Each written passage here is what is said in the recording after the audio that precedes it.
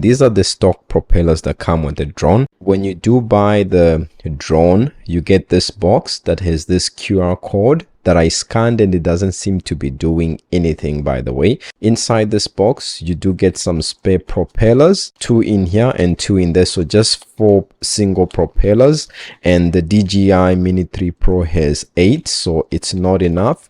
And I went on Amazon and bought these propellers for the DJI Mini 3 Pro drone. So these are the ones that I'm going to be putting on the drone. As you can see, these existing ones here, you know, they are quite old. There's this screwdriver that comes in the box, and we'll open this up. Now it's interesting when changing the propellers for the DJI Mini 3 Pro.